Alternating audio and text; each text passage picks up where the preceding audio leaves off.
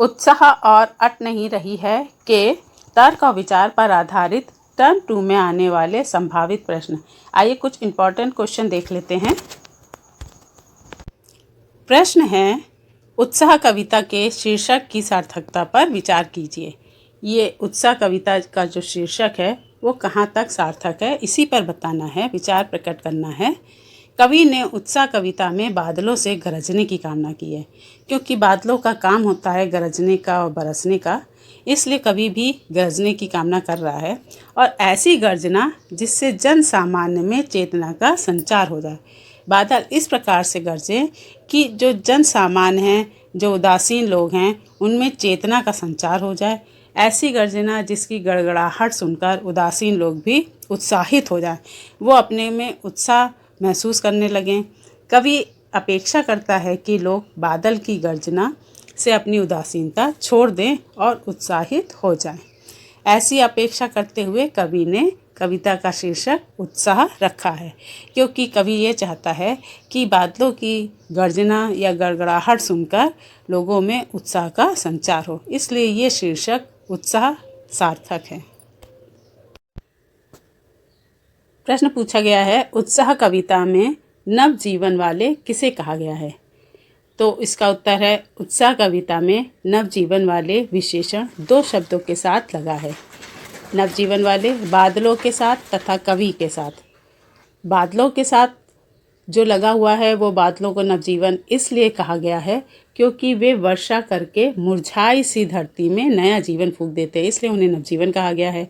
और वे धरती को उपजाऊ बना देते हैं, वर्षा करके धरती को उपजाऊ बनाते हैं और गर्मी से मुक्ति दिलाते हैं, तो इसलिए बादलों के लिए नवजीवन का प्रयोग किया गया है।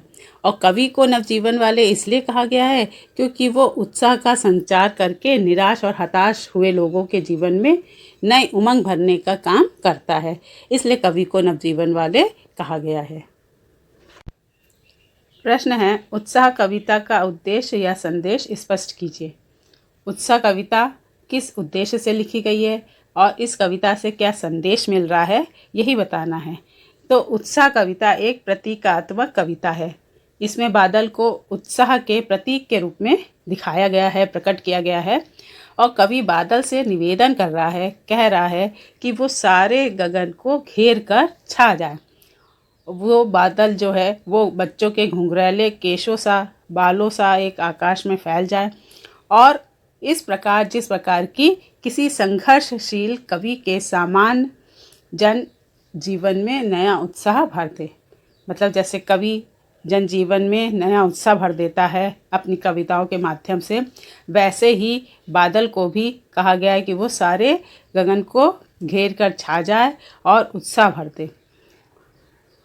वह अपनी विद्युत शक्ति से समाज में गरजे बरसे और जोश का संचार करे। और कवि की भांति वो अपनी विद्युत शक्ति से समाज में गरजे बरसे और जोश का संचार कर दे। जब सारा संसार जो पीड़ा और ताप से दुखी है, लोग व्याकुल होकर अनमने या बेचैन हो रहे हैं, तब ये बादल शीतल जल की धारा बनकर जनजीवन को शांति दे।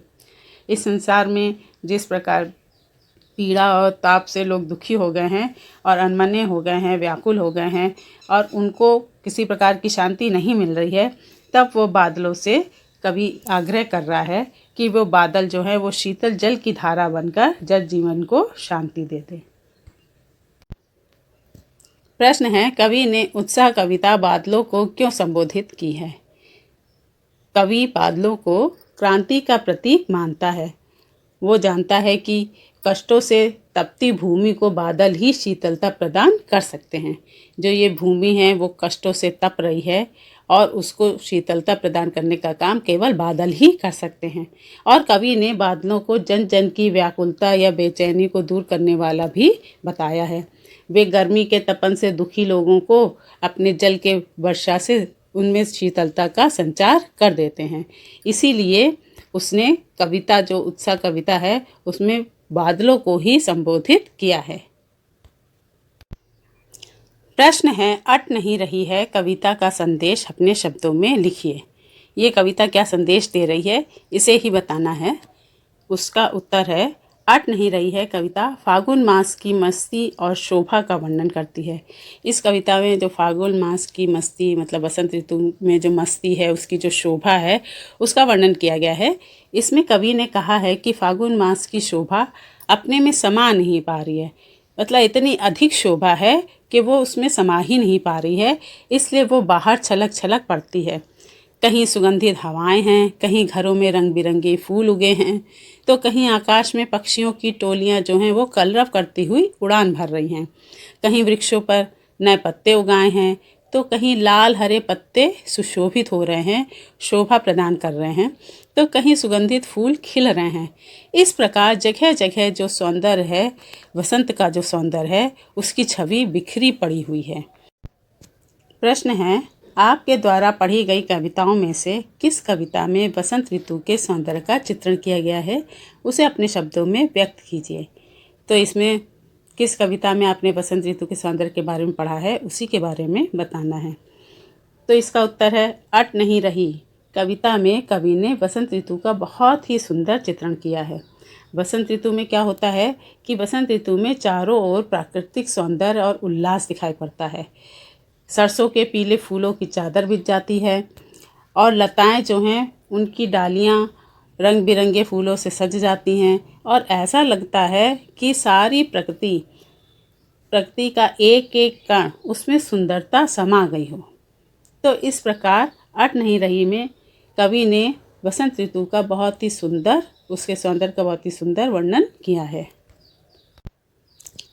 प्रश्न है, इस सत्र में पढ़ी गई कविताओं के आधार पर किसी एक कवि के व्यक्तित्व पर प्रकाश डालिए। जो उत्साह और अट नहीं रही ये दो कविताएं, कन्यादान ये दो कविताएं जो हैं, तो इनके कवि के व्यक्तित्व पर प्रकाश डालना है। तो इसका उत्तर ऐसा हो सकता है कि उत्साह कविता में निहित भावों के आधार पर हम कह सकते हैं कि निराला जी बहुत स्वाभिमानी व्यक्तित्व के स्वामी हैं। उनमें उत्साह और पौरुष भी है, तभी तो उनकी कविताओं में उत्साह और पौरुष दिखाई पड़ता है। उनकी वाणी में जन सामान्य में नवीनता का संचार करने वाली ओजस्विता है। उनके हृदय में जन सामान्य के प्रति संवेदना है, सहानुभूति है। इसीलिए उन्होंने बादलों से गरजने की कामना की है और जिससे कि गर्मी के कारण उनकी उदासीनता दूर हो जाए। वहीं अट नहीं रही है कविता को पढ़ने से उनके व्यक्तित्व का एक दूसरा ही पक्ष उभर कर सामने आता है। इसमें वे प्रकृति की सुंदरता से केवल आनंद विभोर ही नहीं होते हैं, आनंदित ही नहीं होते हैं, बल्कि प्रकृति में जो है नव पल्लवों का चित्रण उन्होंने बहुत ही बारीकी से किया है। नव पल्लव मतलब नए जो पत्ते निकल आते हैं बसंत ऋतु में, उनका चित्रण उन्होंने बहुत अच्छी तरह से किया है और इससे उनके सूक्ष्मदर्शी होने का भी संकेत मिलता है। इस प्रकार उत्साह और अट नहीं रही है ये जो सूर्यकांत त्रिपाठी निराला जी की कविताएं हैं, इससे उनके व्यक्तित्व पर प्रकाश पड़ता है। प्रश्न है, अट नहीं रही है कविता के आधार पर फागुन के सौंदर्य का चित्रण कीजिए। तो इसमें अट नहीं रही है कविता में बसंत ऋतु में जो सौंदर्य बताया गया प्रकृति का सौंदर्य उसके बारे में बताना है। इसका उत्तर है फागुन मास में प्रकृति की शोभा चरमोत्कर्ष देखा जा सकता है, मतलब चरम पर होती है प्रकृति की शोभा। और यह मास जो है वो बसंत ऋतु का स्वागत माह होता है। ये जो फागुन मास है इसी में बसंत ऋतु आती है। प्रकृति अपने पूरे यौवन पर होती है और यह समय शीत और ग्रीष्म ऋतु का संधि काल होता है। इस समय ना तो अधिक ठंड होती है ना अधिक गर्मी होती है, इसलिए यहाँ पर ये बहुत ही अच्छा मौसम रहता है।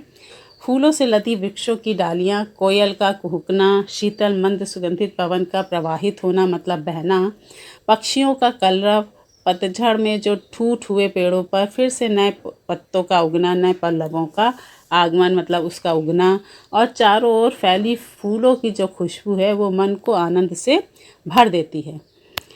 प्रकृति में चारों ओर उन्माद छा जाता है, एक उमंग छा जाती है और उस सुंदरता को, उस सुंदर वातावरण को देखकर कवि की कल्पनाएं भी जो हैं वो ऊंची उड़ान भरने लगती हैं और चाह कर भी प्रकृति की सुंदरता से आँख हटाने की इच्छा नहीं होती है।